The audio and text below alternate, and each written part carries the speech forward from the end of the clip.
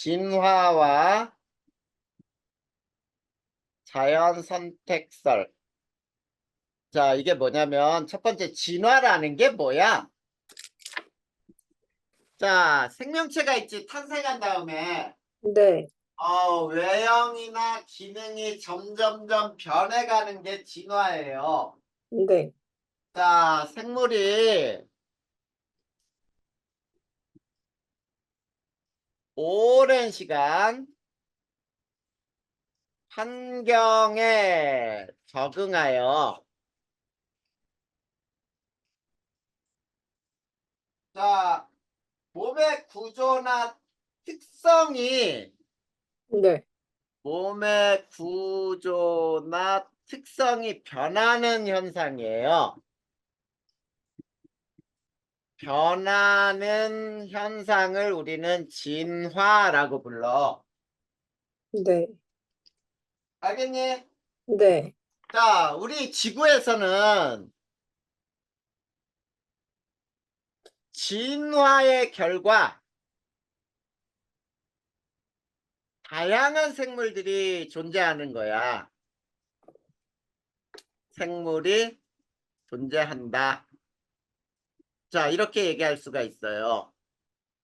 자, 그러면 다윈의 다, 다윈의 자연 선택설이 뭔지 한번 보자.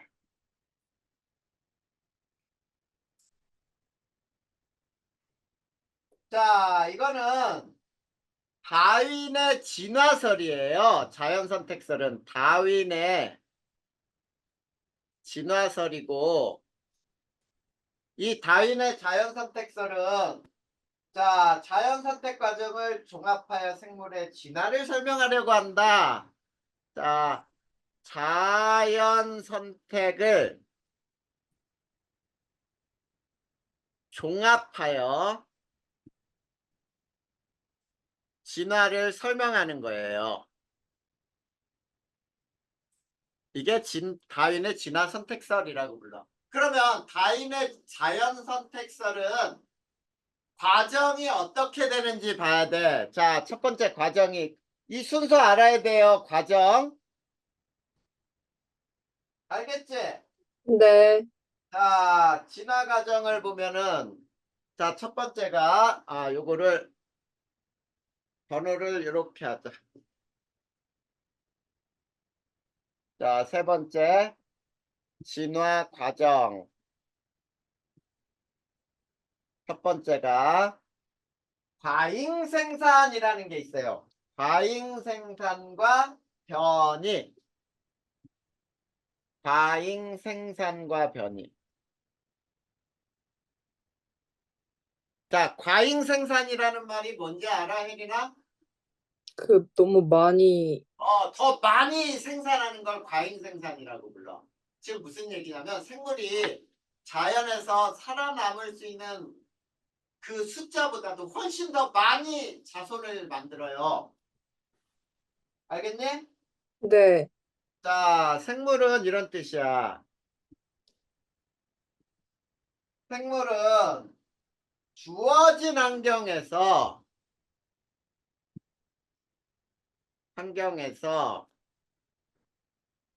자, 살아남을 수 있는 것보다 살아남을 수 있는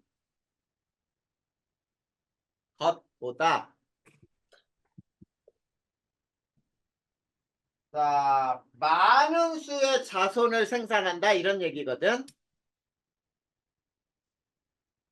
자손을 생산한다. 이게 과잉 생산이에요. 그 다음에 변이라고 하는 게 뭐냐면 자, 이 자손 중에 같은 종 개체들 사이에서 다양한 형질이 나타나는 거예요. 자, 이때 같은 종의 자손들이 다양한 형질로 나타난다 이런 얘기예요. 자, 이게 변이가 되는 거야. 자, 그러니까 쉽게 얘기하면 이런 거야. 사람들도 자손이 태어났는데 어떤 사람은 피부색이 검고 어떤 사람은 하얗고 이렇게 태어날 수 있죠. 네. 이렇게 자손들이 특징적으로 서로 다양한 형질로 나타나더라라는 거야. 이게 변이야. 알겠죠? 네. 그 다음에 두 번째가 뭐냐면 생존 경쟁이에요. 생존 경쟁. 자, 이거를 먹이 경쟁이라고도 할 수 있어. 자, 먹고 살아서 남아 있어야죠. 네. 과잉 생산된 개체 사이에서 많이 태어났잖아. 네. 과잉 생산된 개체 사이에서 자, 먹이라든지 서식 공간을 두고 싸우는 거예요. 먹이 또는 서식 공간을 두고 자, 생존 경쟁이 일어나요.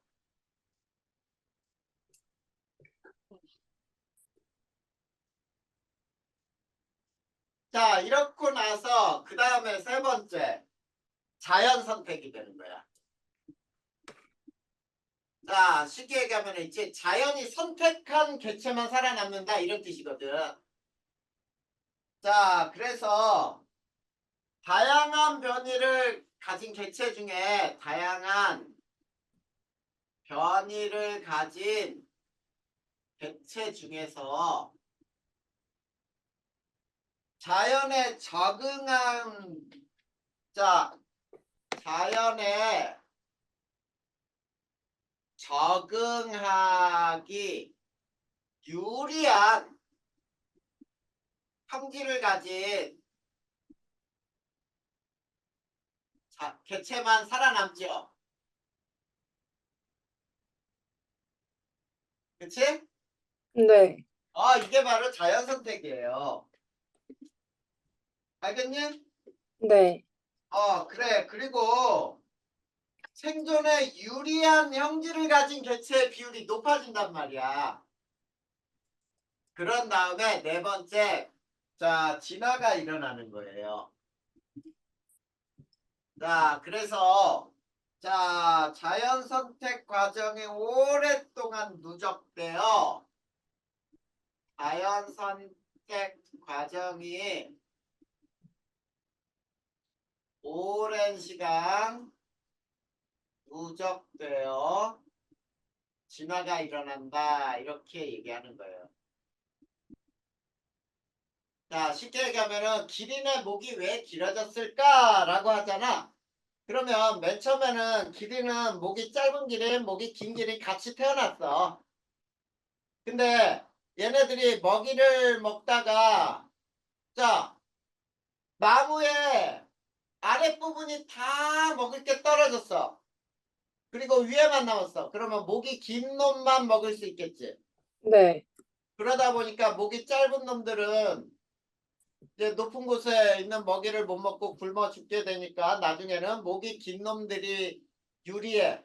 그놈들이 살아남고 그놈들끼리 이제 자손을 낳는데 자손들이 목이 긴 놈들이 더 많이 태어나. 네. 그러다가 목이 길어졌다 이렇게 얘기하는 거예요. 됐니? 네. 자, 그런데 네 번째 다윈의 진화설에 한계점이 있어요. 한계점.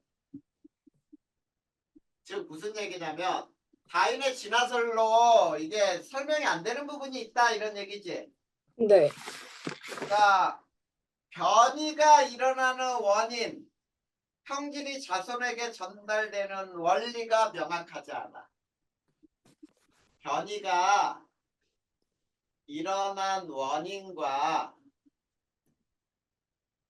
부모의 형질이 자손에게 전달되는 자, 원리를 설명하지 못하는 거예요. 자, 지금 무슨 얘기냐면 있지? 이렇게 얘기할 수 있어. 후천적으로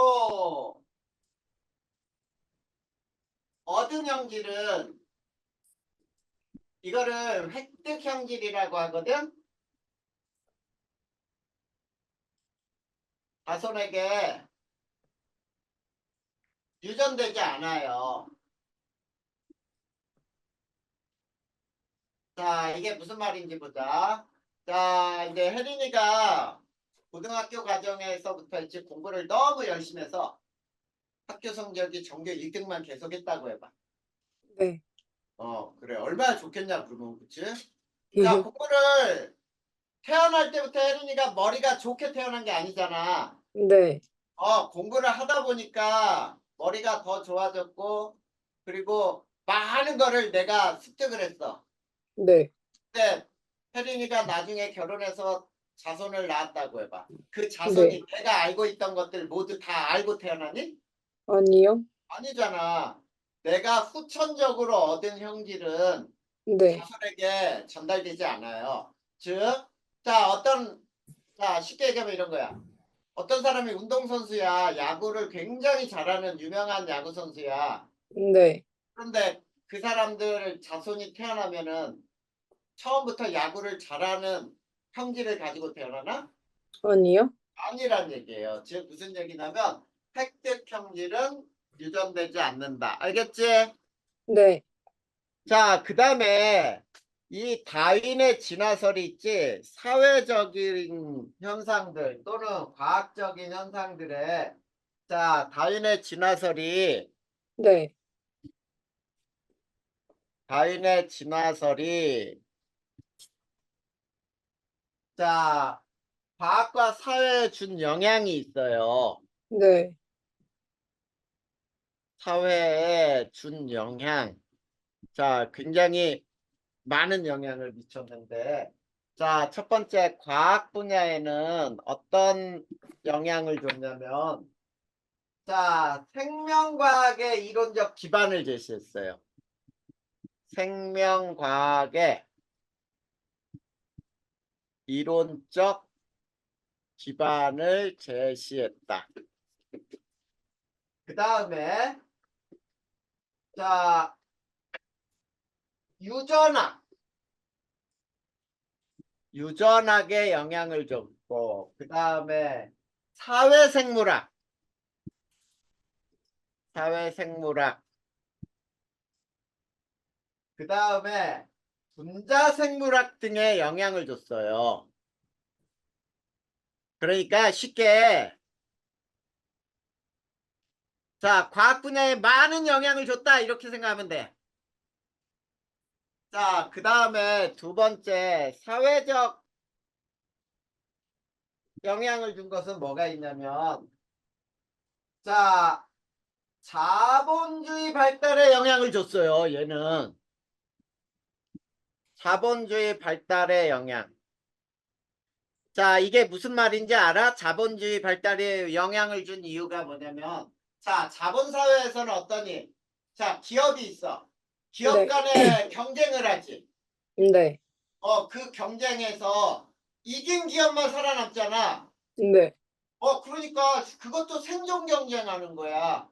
그러니까 쉽게 우리 전 세계에서 삼성이라고 하는 핸드폰 회사가 있고 애플폰 만드는 회사도 있고 또 다른 회사들도 많지. 네. 그래, 얘네들이 자본사회에서 경쟁하는 거야, 서로. 이게 바로 생존 경쟁이란 뜻이에요. 알겠니? 네. 그 다음에 제국주의를 출현하는데 영향을 줬어요. 네. 제국주의 출현에 영향을 줬어. 네. 자, 지금 무슨 얘기냐면 인종차별 식민지배 정당성을 부여했어요. 네. 인종차별이나 식민지배 정당성을 부여했어요. 이게 무슨 말이냐면 야, 영국이 옛날에 이 영국을 뭐라 그랬냐면 해가 지지 않는 나라라고 불렀어요. 그거 알아? 네. 왜 영국이 해가 지지 않는 나라라고 했냐면 영국이 식민지로 삼았던 점령했던 나라들이 네. 엄청나게 많은 거야. 음, 그러니까 한쪽에서 해가 뜨기 시작해가지고 쭉 지구 전체가 삥 돌아도 그게 다 영국 땅이라는 뜻이에요. 그만큼 어, 넓게.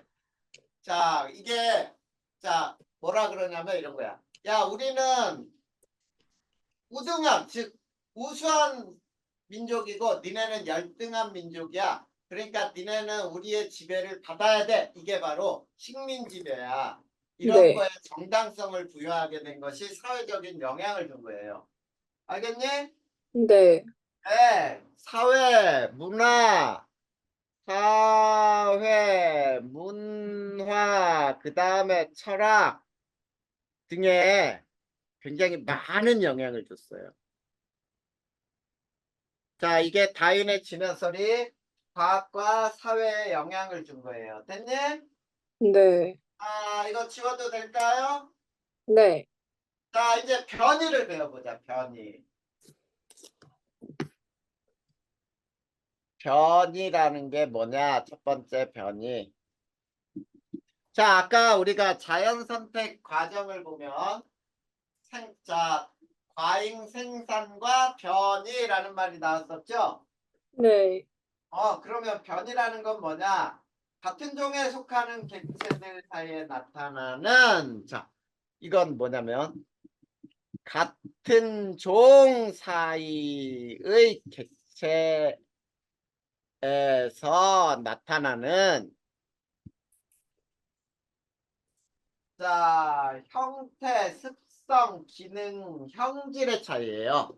형태나 습성이나 기능이나, 자, 형질의 차이.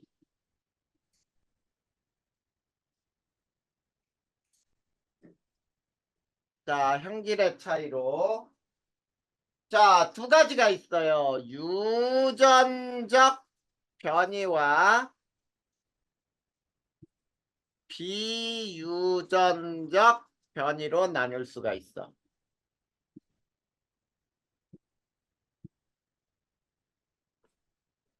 자, 그러면 첫 번째 유전적 변이는 뭐가 유전적 변이겠니?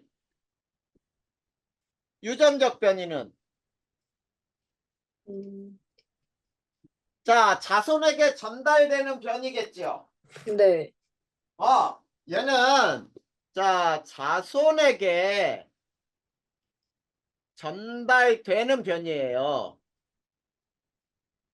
그러면 자손에게 전달되는 이 변이는 무엇의 차이로 나타나냐면 유전자의 차이로 나타나는 거예요. 유전자의 차이로 나타난다. 그러니까 우리 사람도 있지, 머리가 생머리인 유전자가 있고 곱슬머리인 유전자가 있지. 네. 그래, 그런 유전자의 차이로 나타나는 게 유전적 변이에요. 네. 자, 그리고 진화가 일어나는 진화의 원동력이 되는 거예요. 네. 자, 자손에게 전달돼야 진화가 일어나는 거니까. 알겠니? 네. 자, 그래서 앵무새 깃털의 색이 매우 다양하지, 앵무새도. 맞지? 네. 얼룩말의 그 줄무늬도 매우 다양하게 나타나거든. 똑같지가 않아. 네. 이런 것들이 다 유전적 변이라고 할 수 있어요. 그런데 두 번째, 비유전적 변이는 자, 무엇 때문에 나타나냐면 환경의 영향으로 나타나요. 환경의 영향으로 나타나요.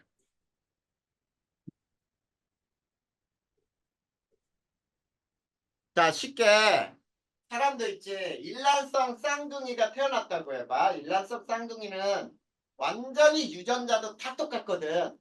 네.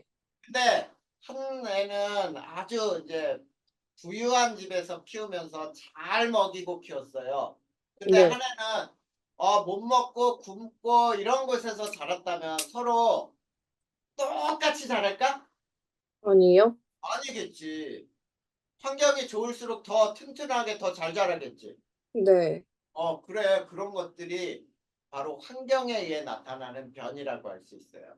자, 환경 영향으로 나타나고, 자, 자손에게 전달돼 안 돼?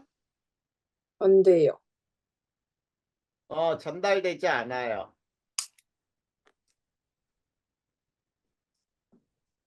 이거를 비유전적 변이라고 불러. 알겠니? 네. 자, 예를 들면은 운동을 열심히 한 사람들은 근육이 발달하지. 네. 이 근육이 발달한 사람들이 막 울퉁불퉁 막 근육이 굉장히 발달한 사람이 아기를 낳았어. 근데 아기가 태어날 때 막 근육을 가지고 울퉁불퉁하게 태어나나? 아니라는 얘기죠. 그치? 자, 이런 거는 네. 비유전적 변이다. 그러면 유전적 변이가 나타나는 이유를 한번 보자. 유전적 변이가 나타나는 이유는 뭐냐면, 자, 자, 정자가 있고 난자가 있지. 그치? 네. 정자와 난자가 만나서 수정란이 된 다음에 이 수정란이 분화해가지고 아기가 돼서 태어난 다음에 우리가 커가는 거야. 성장을 해. 자, 이렇게 유전자가 굉장히 다양하게 정자, 난자가 갖는 유전자가 굉장히 다양하다는 뜻이에요. 그 생식세포의 유전자가 다양하다. 그 다음에 또 있지. 갑툭튀가 있어. 갑자기 톡 하고 튀어나와요. 이게 뭐냐면 갑툭튀를 뭐라고 부를까? 부모가 갖지 않은 형질이 갑자기 튀어나왔어. 네. 그게 뭐야? 이런 돌연변이 같은 놈 막 이렇게 얘기하잖아. 네. 그게 돌연변이라고 하는 거야.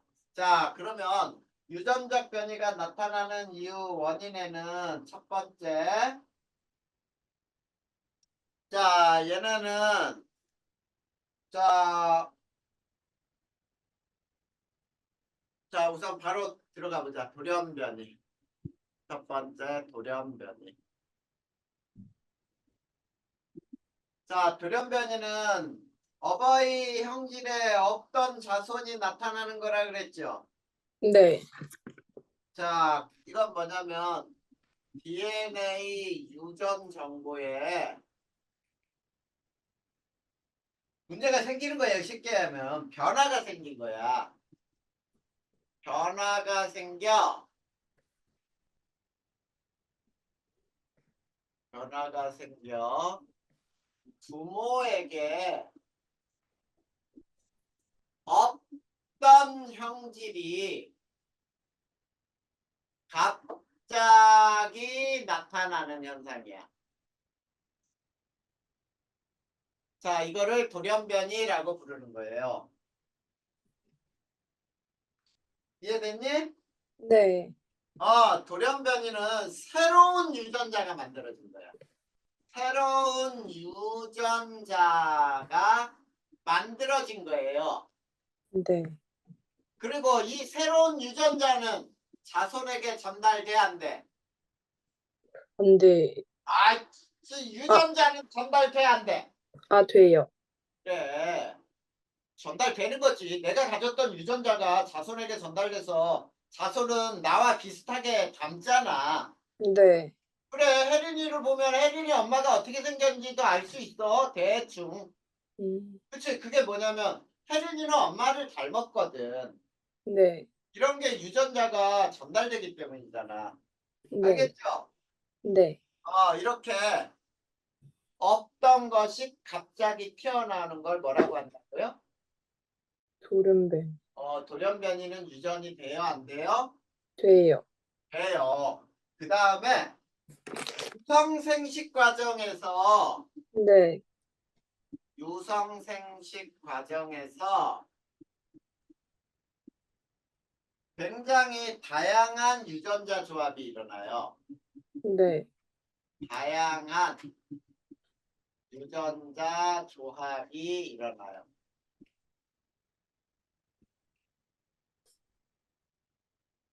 자, 그러니까 쉽게 얘기하면은 정자에도 굉장히 많은 유전자가 있고 남자에도 굉장히 서로 다른 유전자가 있다는 뜻이야. 네. 그래. 그래서 자, 유성생식 과정에서 유성생식 과정이라고 하는 건 성의 구별이 있는 생식이에요. 다양한 유전자를 가진 생식 세포 간의 결합이 일어나요. 자, 굉장히 서로 다양한 유전자를 가진 생식세포 간에, 야, 여기서 생식세포는 정자나 난자란 말이야. 이놈들이 결합에 의해 다양한 형질이 나타나는 거지.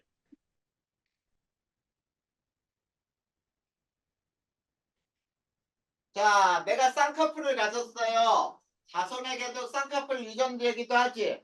네.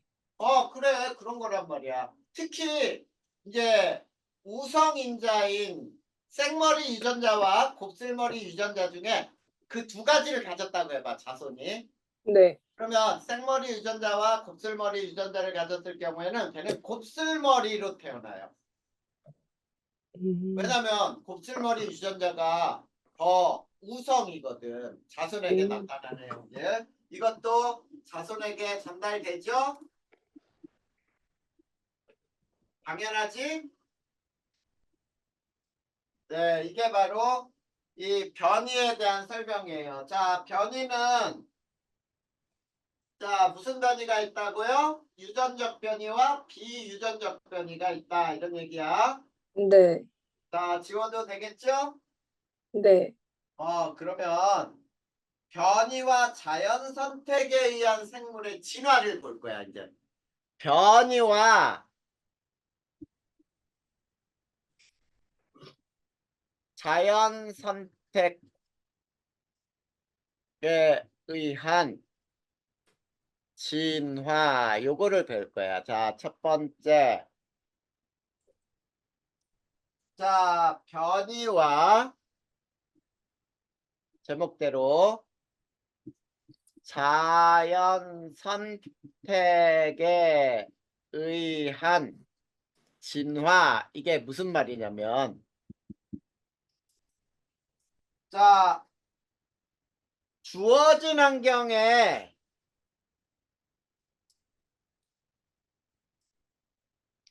적응할 수 있는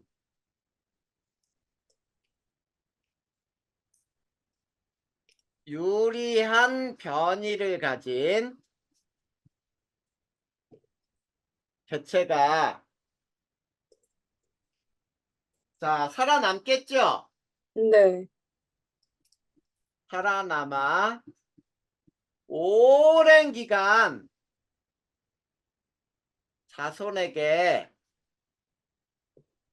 전달되어 진화가 일어난다. 라는 게 바로 변이와 자연 선택에 의한 진화라고 부르는 거예요. 그러면 자, 여기에 아주 대표적인 예가 있어요. 자, 첫 번째가 뭐냐면 핀치부리의 자연 선택. 핀치부리의 자연 선택이라는 게 뭔지 들어봤니? 음. 핀치새라는 게 있어요. 네. 핀치부리의 자연 선택. 아. 자, 여러 종류의 자, 핀치새는 여러 모양의 부리를 가지고 태어나요. 자, 그러니까 부리의 모양이 다 일정하게만 태어난 게 아니라 어떤 놈은 단단하고 짧고 어떤 놈은 가늘고 길고 이럴 수가 있었는데 자, 여러 모양의 부리를 가지고 태어난 후 자, 먹이에 먹이를 먹을 수 있는 적합한 부리를 가진 새만 생존하게 되겠죠? 자, 그리고 나서 자, 그 부리를 가진 개체가 오랜 기간 자손에게 전달되다 보니까 자, 같은 모양의 부리를 가진 새만 태어나게 되죠. 그러니까 처음부터 자, 모양이 이렇게 부리가 이렇게 봐봐. 이렇게 자, 이렇게 생긴 놈이 있는가 하면 자, 부리가 이렇게 뾰족하고 이렇게 생긴 놈도 있겠지. 맞니? 네. 자, 부리가 굉장히 다양하게 태어난단 말이야. 그중에 자, 그 어떤 환경에서 먹이를 먹을 수 있는 부리를 가진 개체만 살아남게 되다 보니까 그 지역에서는 그 부리를 가진 새만 남게 돼. 알겠죠? 네. 이게 바로 핀치부리의 자연 선택이고 그 다음에 두 번째는 남모양 적혈구 유전자의 자연 선택이야.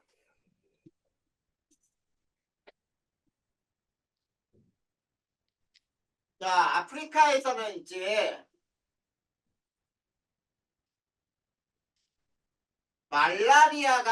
말라리아에 걸리는 사람이 많았어요.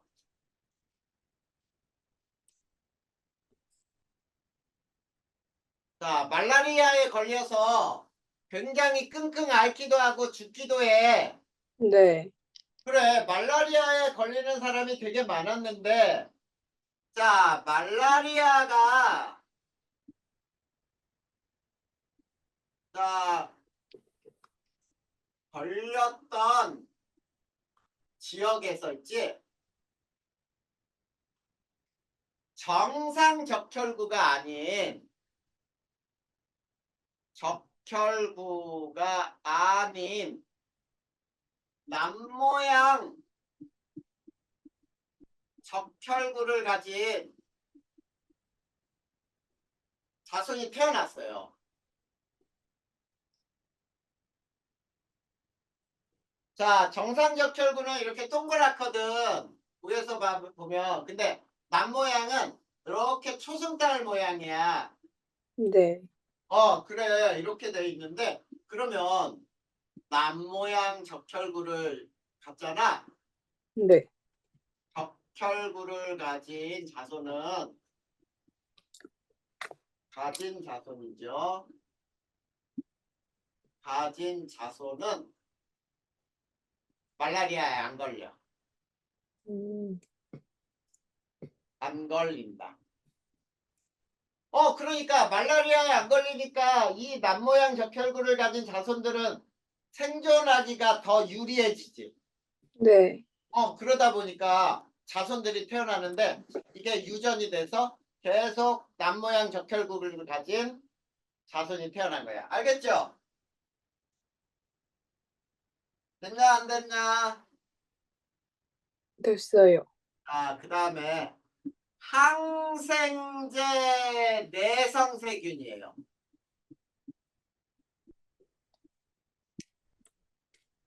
항생제 내성세균이라고 하는 건 뭐냐면 있지. 자, 세균 중에 자, 갑자기 톡 튀어나온 거야. 돌연변이가 생긴 거죠. 항생제 내성을 가진 세균이 갑툭튀야. 알겠니? 나타났어요. 자, 그랬을 때 항생제를 사용하다 보니까 자, 내성 세균이 더 살아남기 쉽죠? 내성을 가진 세균이 살아납니다.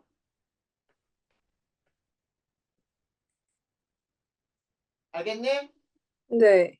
그리고 자손에게 유전이 되죠? 네. 자, 자손은 항생제 내성을 갖는다. 내성을 갖게 된다. 이렇게 되는 거지. 됐어요? 네. 자, 이게 바로 자, 진화에서 이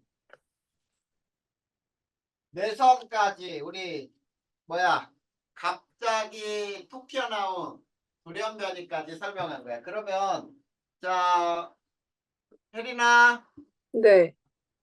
그 실험 과정을 한번 봐봐. 거기에 이거 항생제 내성 세균의 자연 선택을 하는 모의 실험이거든. 알겠니? 네. 그거 잘 봐. 털실방울하고 그 다음에 스타이로폼 방울이 있어요. 자, 털실방울 그 다음에 스타이로폼 방울이 있어. 자, 그런데 털실방울은 그냥 털실로만 만들어 놓은 동그란 구슬이야. 얘는 네. 내성이 없는 항생제 내성이 없어요. 없는 세균의 비율을 하는 거야. 그리고 스타이로폼 방울은 내성이 있는 세균이라고 할 수 있어요. 알겠니? 네. 그리고 벨로크 테이프라고 있거든. 자, 벨로크 테이프 뭔지 알죠? 네. 우리 찍찍이라 그러잖아. 네. 벨로크 테이프. 자, 요거는 뭐냐면 항생제에 비유할 수가 있어. 이해됐어요? 네. 자, 처음에는 자, 과정은 어떻게 하냐면 자, 털실 방울 자, 36개 그 다음에 스타이로폼 방울을 4개에서 총 40개를 넣어요. 뭔 얘기인지 알겠니? 네. 그래서 자, 그 다음에 벨로크 테이프로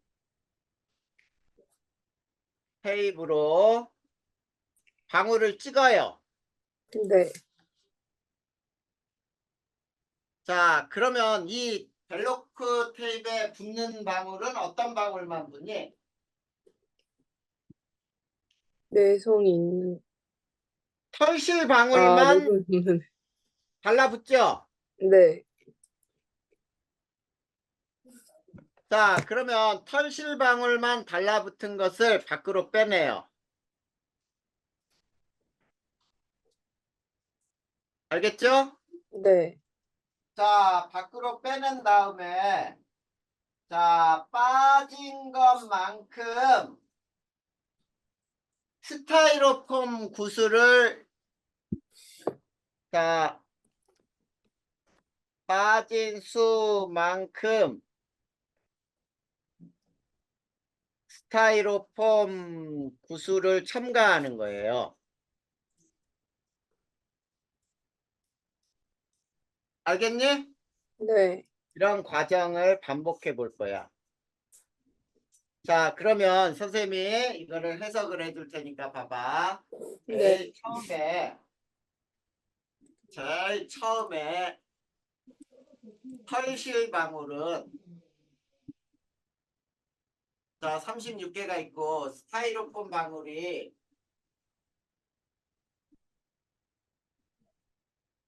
4개가 있었죠. 네. 총 합이 몇 개야? 40개지. 네. 한번 찍어요. 자, 벨로크 테이프로 찍었어. 네. 그랬더니 얘가 몇 개가 남았냐면 32개가 남았어. 그러면 4개가 빠져나가죠. 네. 4개 여기 요렇게 하자. 여기에서 4개가 감소했지. 네. 그러면 여기에 4개를 첨가해. 그러면 얘는 8개가 되죠. 네. 그러면 총 40개지. 어. 그 다음에 여기서 또 벨로크 테이블 또 찍어. 네. 자, 벨로크 테이블 찍었더니 얘는 24개가 남았대. 네. 그러면 여기에서 몇 개가 빠져나갔어?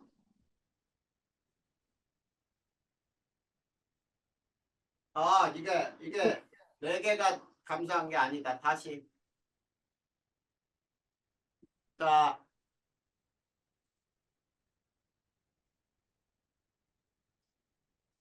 자, 보자. 네. 다시 선생님 다시 해줄게. 과정은 이제 벨로크 테이블 1회를 했어요. 네. 그랬더니 16개가 남았고, 알겠냐? 네. 16개가 남았어. 36개 중에 16개. 그러면 몇 개가 빠져나간 거야? 20개요. 20개가 빠져나갔지. 네. 그러면 20개 빠져나갔을 때 잘 봐. 여기에다가 16개를 더해. 네. 16개 더하면 몇 개가 돼? 32개요. 여기에다가 플러스 16개. 그러면 32개. 그리고 네. 여기는 4개를 더해. 네. 그러면 8개가 되죠? 네. 그래서 40개는 똑같지? 네. 그 다음에 이번에 또 벨로크 테이블 찍었어요. 네. 그랬더니 벨로크 테이블 여기에서 찍었더니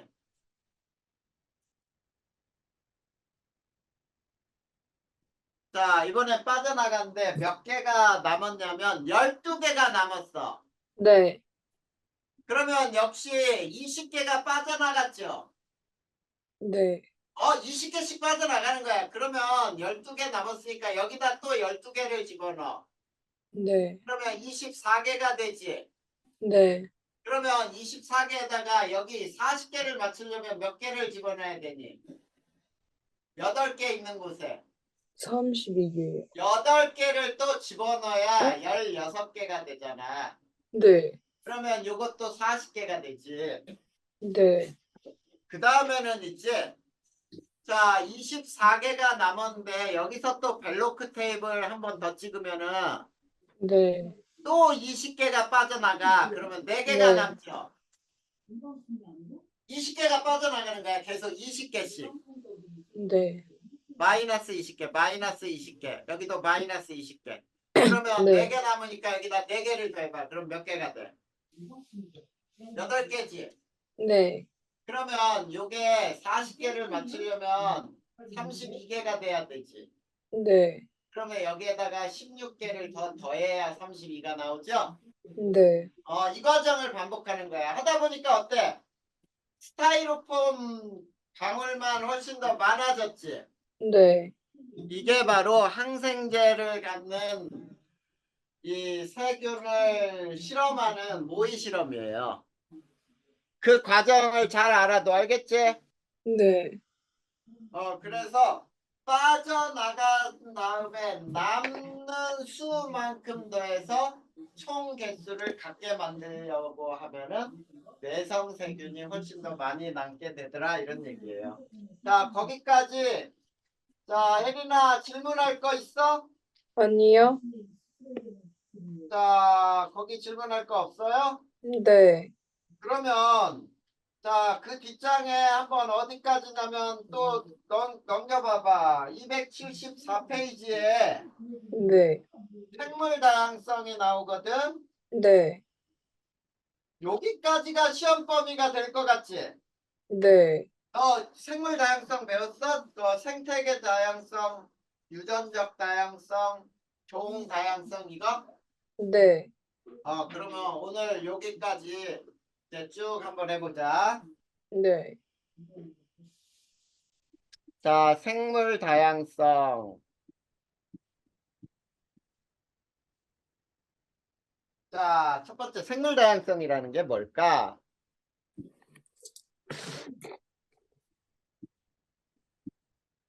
자, 생물 다양성은 자, 생물의 다양한 정도를 의미하는 거예요. 말 그대로. 자, 어느 생태계에 존재하는 생물의 다양한 정도. 이거를 생물 다양성이라고 불러요. 자, 그랬을 때, 자, 이 생물 다양성은 세 가지를 모두 포함해요. 유전적 다양성, 그 다음에 종 다양성, 그 다음에 생태계 다양성을 포함해요.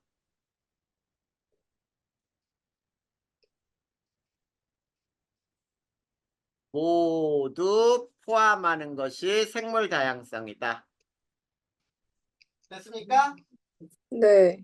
자, 그러면 첫 번째 유전적 다양성은 뭐가 유전적 다양성인지 보자. 유전적 다양성은 같은 종에서 같은 생물에서 자, 같은 종 또는 같은 생물에서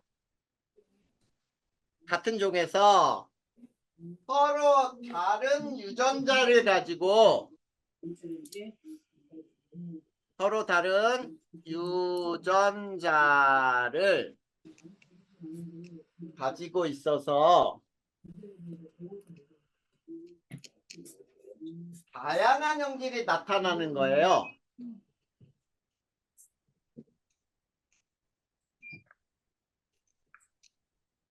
자, 여기에서 잘 봐야 돼. 같은 종에서야, 같은 종.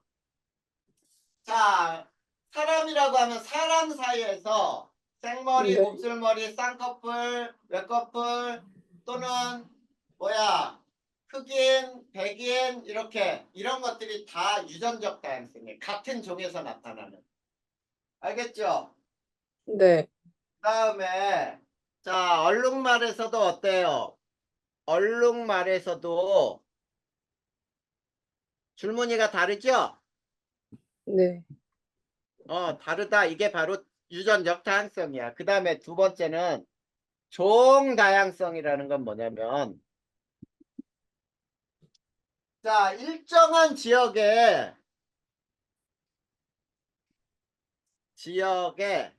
서식하는 생물의 종류예요. 이거를 종 다양성이라고 부르는 거야. 자, 그래서 생물의 다양한 정도라고 하자. 생물의 다양한 정도. 자, 그랬을 때 얼마나 많은 생물이 얼마나 고르게 분포해 있는가?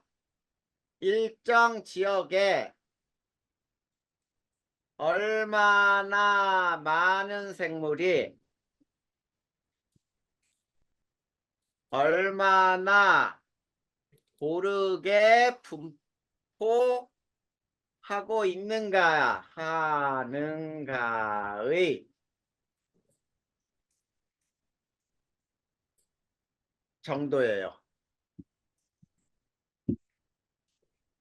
자, 그리고 생물의 종이 많을수록 비율이 균등할수록 종의 수가 많고 비율이 균등할수록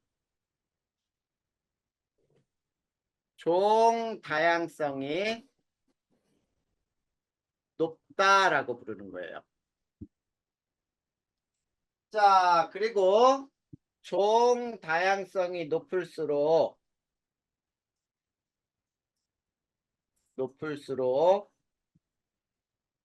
자, 생태계가 안정적으로 유지가 돼.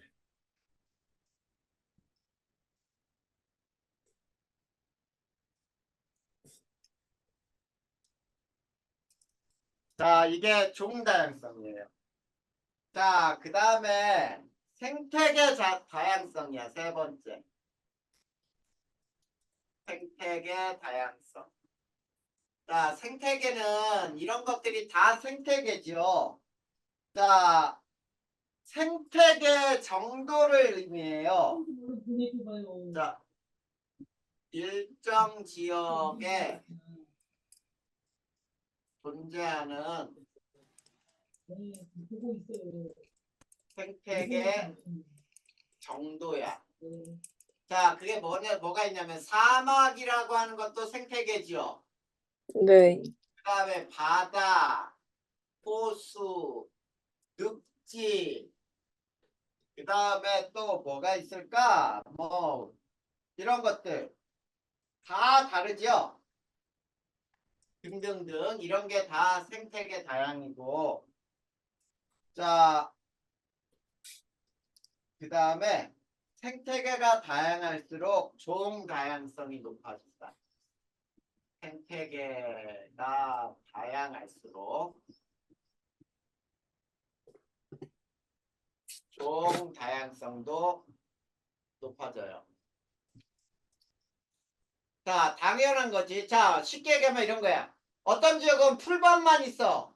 그런 것보다는 풀밭도 있고 나무가 있고 숲도 있고 거기에 물도 흐르는 강도 있고 그러면 생태계가 훨씬 더 다양해지는 거지. 그렇겠지?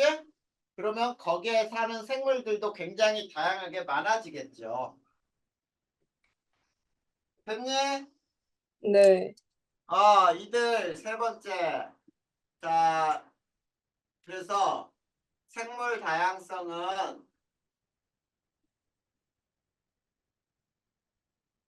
관계는 어떤 관계가 있느냐면 자, 서로 아주 많은 영향을 주고받죠. 네. 서로 영향을 주고받는다 이런 얘기예요.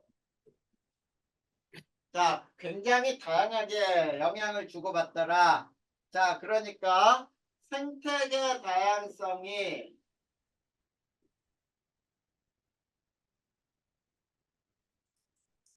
자, 생물 다양성에 이렇게 되고 그 다음에 요게 종 다양성 그 다음에 유전적 다양성 이렇게 되겠죠? 자, 굉장히 서로 영향을 주고받겠지? 네. 이해됐어요? 네. 그래. 그러면 생물 다양성이 중요한 이유가 뭘까? 그걸 배워보잔 말이야. 생물 다양성의 중요한 이유. 네.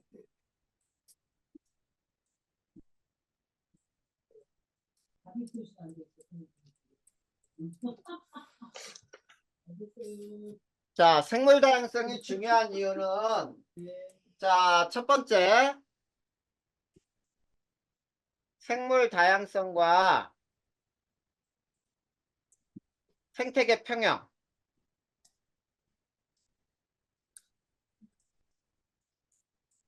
자, 생물 다양성이 높을수록 생태계가 안정적으로 유지가 될 수 있어요. 그래서 이렇게 쓰는 거야. 생물 다양성이 클수록 생태계가 안정적으로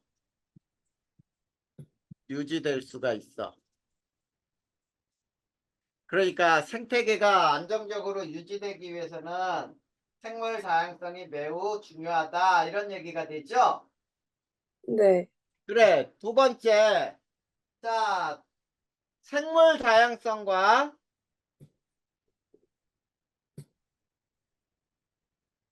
생물 자원이 어떤 것들이 있는지 볼까요? 자, 뭐가 있니? 첫 번째. 의식주의 재료죠. 네. 의식주 재료를 전부 우리 지금 생물에서 얻잖아. 맞아? 네. 나무 집 지을 때 나무가 필요해.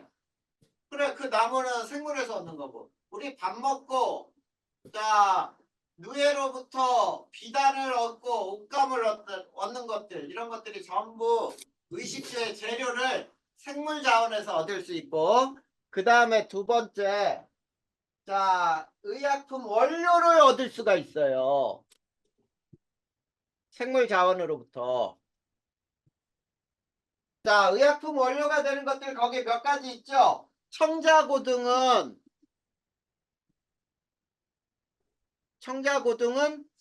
자, 진통제 원료가 되죠. 네. 이런 식으로. 그 다음에 거기에 또 뭐가 있냐면은 자, 버드나무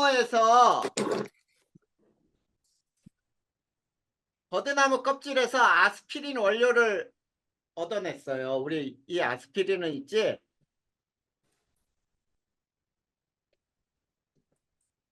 자, 인류가 만들어낸 만병통치약이라고도 불러.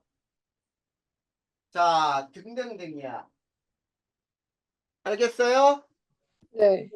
그 다음에 생물 유전자 자원을 또 얻을 수 있고, 생물 유전자 자원을 얻을 수 있고요. 그 다음에 자, 사회적, 심미적 가치가 있어요. 자, 어떤 지역에 가면은 굉장히 숲이 아름다워 관광지로 개발이 되지요. 맞니? 네. 이런 것들을 심미적 자원이라고 부르는 거예요. 자, 그러면 이제 생물 다양성 감소 원인과 보전을 한번 보자. 생물 다양성의 감소 원인과 보전. 자, 첫 번째. 자, 생물 다양성의 감소 원인 한번 볼까요?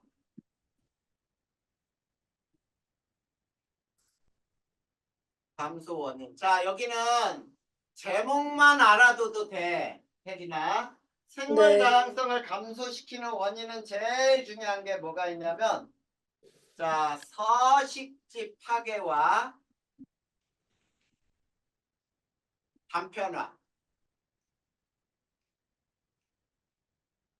자, 생물들이 살고 있는 지역을 파괴를 해. 개발한다고 해서. 그리고 우리나라도 그렇잖아. 고속도로를 내면서 자, 생물들이 이동하는 통로가 사라졌죠. 네.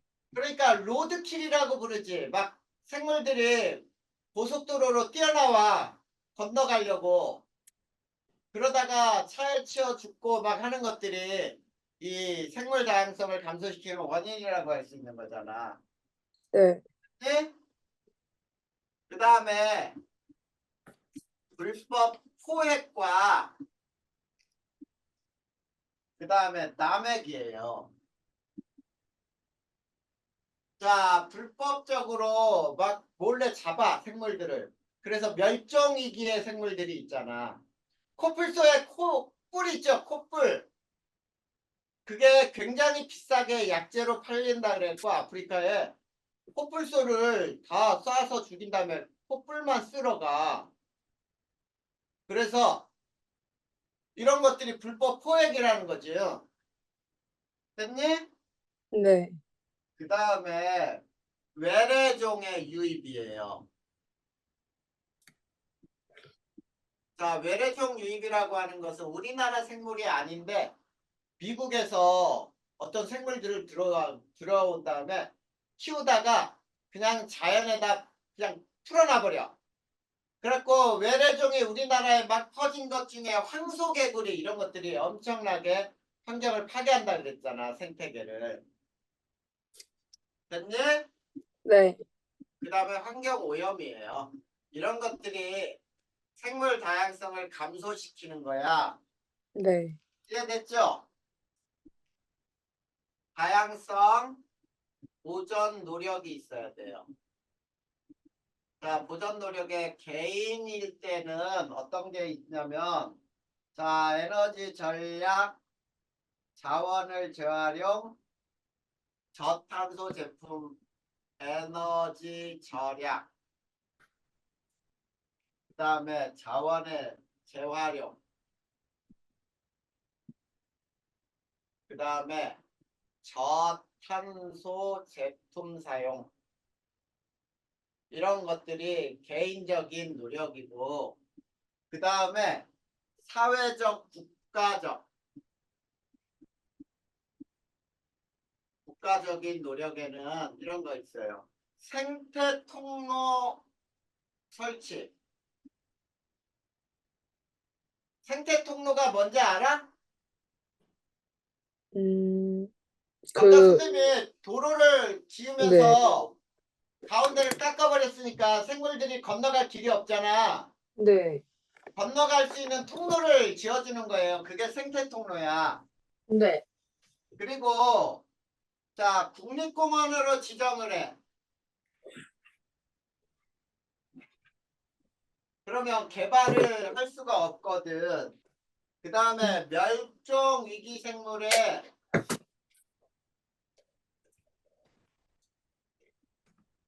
보호를 지정을 해요. 그 다음에 또 뭐가 있냐면, 자, 외래종 유입을 차단하는 것. 자, 이런 것들은 전부 국가적이고 사회적인 노력이라고 할 수 있어요. 그러면 세 번째가 국제적 노력이 또 필요하거든. 네. 협약을 맺는 거야.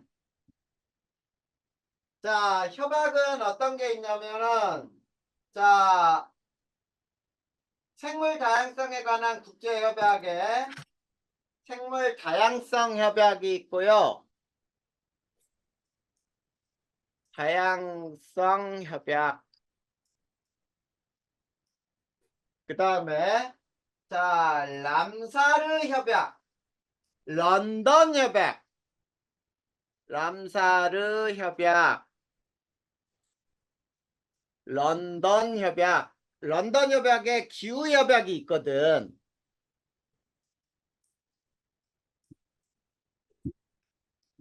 런던 협약. 그 다음에 자, 등등등이에요. 등. 이런 것들 알겠니? 네. 그리고 뭐 전부 이게 국제적 협약은 나라끼리 서로 협약을 맺는 것밖에 없어. 네. 자, 이렇게 해서 생물 다양성을 보존하려고 노력해야 한다라는 거예요. 됐어? 네. 자, 여기까지 혜린아 질문할 거 있어? 아니요. 자, 그러면 혜린아 책으로 봐봐. 몇 네. 페이지까지가 있냐면 283페이지까지가 끝났어요. 그 다음에 또 문제 있는 거 200, 몇 페이지냐? 291페이지까지가 내용으로는 끝났어. 어려운 내용 없어. 문제 혜린이가 외우고 문제 풀어야 돼. 네. 자, 열심히 잘 외워서 잘 풀어야 된다. 네. 지금 화장실 갔다 올 시간 필요해? 혜린아? 아니요. 괜찮아? 네. 물 먹을 시간도 필요 없어? 네. 자, 그러면 지금부터 외울 거 외우기 시작하고 자 질문할 거 있으면 선생님 불러주세요. 네. 시작해. 네.